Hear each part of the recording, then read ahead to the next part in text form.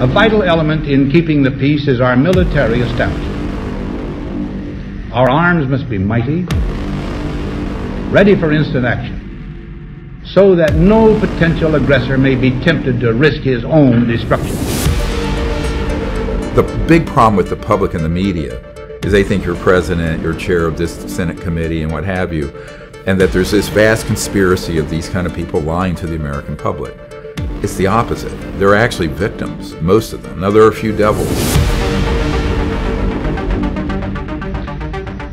Our military organization today bears little relation to that known of any of my predecessors in peacetime.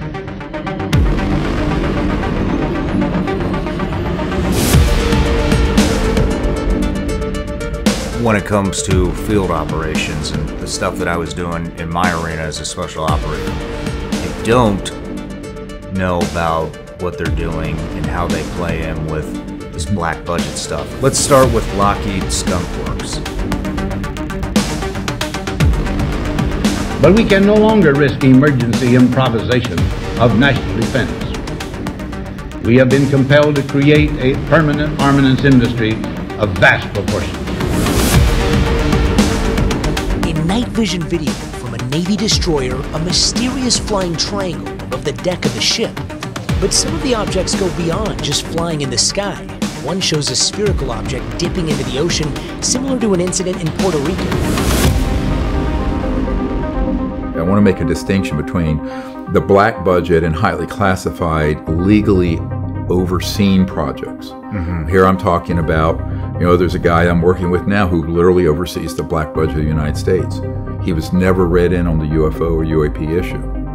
And when he tried to find out, he went out to the Lockheed Skunk Works, he was shown a bunch of these conventional propulsion systems. He was not shown the ones that are the man-made UFOs, that are the electrogravitics, the things that float, boom, 100,000 miles per hour. They combed through data and records and analyzed videos like this.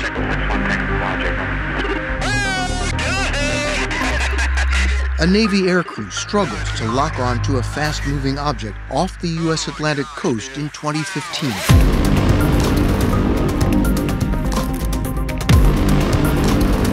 $3.5 million men and women are directly engaged in the defense establishment. We annually spend on military security alone more than the net income of all United States corporations. We'll say there are people that have come forward to share information with our committee over the last couple of years. I would imagine some of them are potentially some of the same people that perhaps he's referring to. I want to be very protective of these people.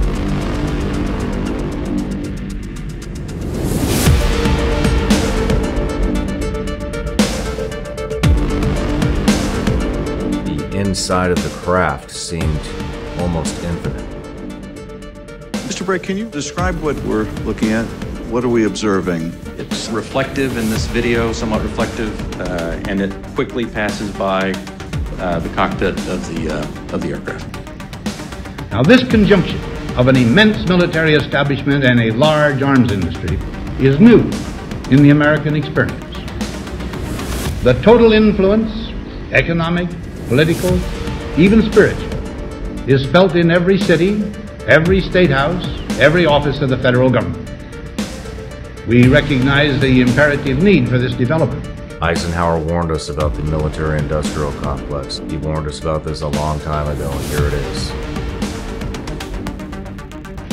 Yet we must not fail to comprehend its grave implications. Our toil, resources, and livelihood are all involved. So is the very structure of our society. In the councils of government, we must guard against the acquisition of unwarranted influence, whether sought or unsought, by the military-industrial complex. The potential for the disastrous rise of misplaced power exists. This is getting very serious right now. That's why I'm on your show. There's a 6-month window. Well, a lot of these people came to us even before these protections were in the law for whistleblowers to come forward. Some are public figures, and we've heard from them in the past. Others, have not shared publicly. And the reason why I'm being cautious, I'm not trying to be evasive, but I am trying to be protective of these people. Some of these people still work in the government, and frankly, a lot of them are very fearful of their jobs, fearful of their clearances, fearful of their career, and some, frankly, are fearful of harm coming to them. Something that was rotating, and it was transitioning between colors like a light matte gray as well as a dark matte black. So in between, that's what it kept, and it was very smooth. There was a monolithic slab directly in front of me that was being held up by nothing. The closer that I got to this slab, I felt an intense vibration inside of my body.